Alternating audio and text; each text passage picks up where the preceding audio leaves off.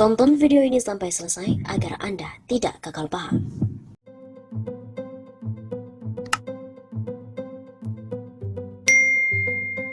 Halo Sobat 651 Safa, kembali bersama dengan kami untuk mengulas dan juga mengulik informasi-informasi terkini di tanah air.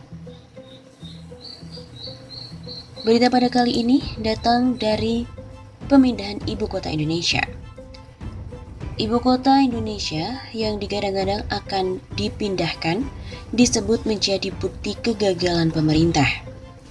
Ketua DPP PKS, Mardhani Alisera menyebutkan, jika pembangunan ibu kota baru Indonesia merupakan bukti dari kegagalan yang dilakukan oleh pemerintah. Pemerintah sendiri dulu mewacanakan berencana untuk memindahkan ibu kota Indonesia dari Jakarta ke Kalimantan Timur, tepatnya di Penajam Pasar Utara. Namun, dalam rencana pemindahan tersebut, pemindahan menghadapi salah satu kendala yakni terkait dengan keuangan. Dari perkiraan yang diberikan oleh pemerintah, pemindahan ibu kota Indonesia memerlukan biaya sebesar 500 triliun rupiah. Sementara itu, pemerintah hanya bisa mendanai 20% melalui APBN dari total dana yang dibutuhkan untuk proyek pembangunan ibu kota baru. Untuk bisa mendanai sisanya, disebutkan oleh Menteri Keuangan Sri Mulyani, pemerintah harus menjual ataupun menyewakan aset yang ada di Jakarta jika ingin memindahkan ibu kota. Meskipun dikatakan ini pekerjaan jangka panjang, tapi melanjutkan proyek mahal di saat pandemi yang belum jelas kapan berakhir, amatlah keliru. Kata Mardhani Alisera dikutip dari redaksi Pikiran Rakyat dari akun Twitter miliknya. Selain itu, menurut Mardhani, keputusan pembangunan ibu kota baru tersebut menunjukkan kegagalan pemerintah dalam menentukan prioritas pembangunan. Biaya pemindahan ibu kota yang amat besar akan lebih tepat sasaran jika digunakan untuk mempercepat penanggulangan pandemi sampai memperbaiki perekonomian. Belum lagi terkait defisit anggaran negara yang 2 tahun terakhir sudah memikul beban yang berat karena pandemi, ujar Mardhani. Salah satu alasan pemindahan ibu kota Indonesia ke Kalimantan Timur adalah kemacetan dan juga banjir di Jakarta. Namun, pemindahan ibu kota Indonesia ke Kalimantan Timur dinilai tidak menyelesaikan permasalahan yang ada di Indonesia. Di sisi lain, pemindahan ibu kota negara juga tidak menjamin berbagai masalah lingkungan di Jakarta bisa terselesaikan. Mestinya dengan berbagai catatan tersebut, Pak Jokowi menyetop dulu proyek ambisius ini. Begitu tuturnya. Selain itu, politikus Fachri Hamzah juga mengomentari terkait dengan pemindahan ibu kota. Ada orang di balik pemindahan ibu kota Indonesia. Dia pun menyinggung kepentingan campuran. Wakil Ketua Partai Gelora Fachri Hamzah mempertanyakan alasan kuat dari Andrinov Chaniago terkait dengan pemindahan ibu kota Indonesia dari Jakarta ke Kalimantan Timur. Selain itu, Fachri Hamzah juga menyinggung adanya kepentingan campuran dalam rencana tersebut. Andrinov Chaniago merupakan dosen dari Fakultas Ilmu Sosial dan Ilmu Politik Universitas Indonesia atau FISIP UI, sekaligus otak di balik rencana pemindahan ibu kota Indonesia dari Jakarta ke Kalimantan Timur. Pemerintah saat ini sedang mencanangkan pemindahan ibu kota Indonesia ke Kalimantan Timur, tepatnya di Penajam Pasar Utara. Andrinov Chaniago berujar jika pemindahan ibu kota Indonesia merupakan inisiatifnya. Kemudian bersama dengan Bappenas, Andrinov memaparkan kepada Presiden alasan pemindahan ibu kota Indonesia ke Penajam Pasar Utara. Andrinov memaparkan alasan pemindahan ibu kota yaitu kompleksnya permasalahan di Jakarta antara lain kemacetan, polusi air, polusi udara, banjir, dan lahan yang ada di Jakarta.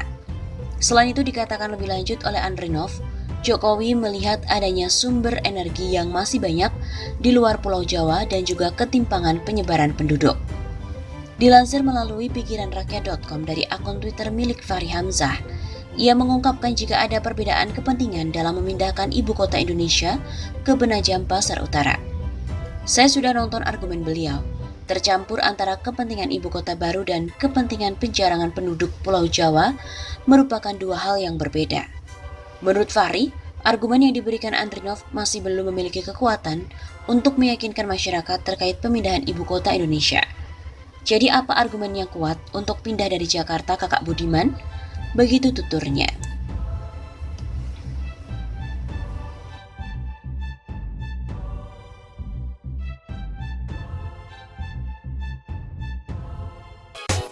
Ibu kota baru diprediksi bakal mengalami nasib seperti Bandara Kertajati, sepi dan jadi seperti bengkel. Hal ini disampaikan oleh pegiat Urban Center for Urban Studies, Elisa Sutanujaya, di akun Twitternya. Berkaca pada Bandara Kertajati yang gagal, tidak jadi bandara malah jadi bengkel pesawat, menurutmu istana baru yang sepertinya akan gagal dan ibu kota baru dan juga akan gagal, di masa depan bakal bertransformasi jadi apa? Tulis Elisa Sutanujaya di akun Twitternya. Yang bilang ibu kota baru pasti berhasil mungkin karena terlalu obsesif main Lego. Bangunannya mungkin akan jadi, tapi apakah dia akan jadi kota atau tidak, itu soal lain. Ya itulah nasib mindset jika melihat kota hanya sekumpulan bangunan. Lanjut Elisa. Karena itu, kata tweetnya, bangunan dan jalan serta got bisa saja jadi. Tapi apakah dia akan menjadi kota atau tidak, yaitu perkara lain. Kalau soal bangun-bangun kan yang penting ada utang. Uang kan? Sentil Elisa.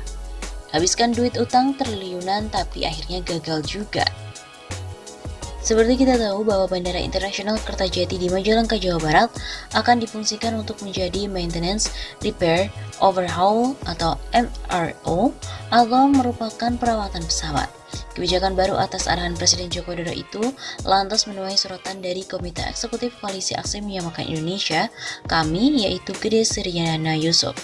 Namun tampaknya Gede Suryana tidak kaget mendengar kabar bahwa Bandara Kertajati yang kerap digadang-gadang menjadi bandara besar di Indonesia itu berakhir menjadi bengkel pesawat. Gak heran kalau Bandara Kertajati yang digadang-gadang jadi bandara besar akhirnya cuma jadi bengkel pesawat.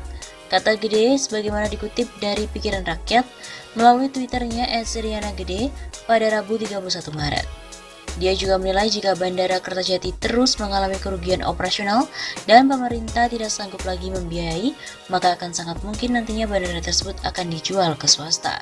Kalau rugi terus dan pemerintah nggak sanggup tanggung biaya maintenance-nya, sangat mungkin dilego ke swasta dengan harga murah. Ucapnya secara tegas. Selain itu, Gede Suryana juga menyinggung ibu kota baru di Kalimantan yang diketahui proyeknya jauh lebih besar ketimbang Bandara Kertajati. Bandara saja akhirnya bisa batal malah jadi bengkel.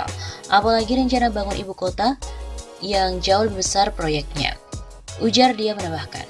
Melihat nasib Bandara Kertajati yang pada akhirnya menjadi bengkel, Gede Suryana lantas mempertanyakan ibu kota baru nanti akan bernasib seperti apa. Jika bandara akhirnya berubah jadi bengkel, kira-kira ibu kota baru bisa jadi apa ya? Ujar Gede Suryana mengaitkan cuitannya. Sebelumnya, Menteri Perhubungan Budi Karya Sumadi mengatakan Bandara Internasional Kertajati akan memiliki fungsi lain yakni sebagai kawasan maintenance, repair, dan overhaul atau MRO atau merupakan perawatan pesawat, baik pesawat instansi pemerintah, TNI Polri maupun swasta. Tercatat kami sudah diskusikan dengan Panglima TNI, Kepala Staf Angkatan Udara untuk memanfaatkan kegiatan MRO atau perawatan pesawat milik TNI, di mana TNI dan juga GMF yang merupakan salah satu perusahaan MRO sudah koordinasi. Kata Budi dikutip melalui redaksi Antara. Hal itu juga diungkapkan Menhub Budi Karya usai rapat terbatas dengan jajaran Kabinet Indonesia Maju, Gubernur Jawa Barat Ridwan Kamil dan dipimpin oleh Presiden Joko Widodo. GMF atau PT GMF Aero Asia yang merupakan anak usaha BUMN PT Garuda Indonesia Tbk juga sudah mendapatkan lisensi untuk melakukan perbaikan pesawat-pesawat yang berasal dari Amerika Serikat. Dengan fungsi tambahan itu, lanjut Budi, pemerintah akan segera memulai pembangunan kawasan MRO di Kertajati. Akan kita kembangkan pada lahan-lahan yang sudah dimiliki dan akan dilakukan dengan cepat. Begitu ujarnya.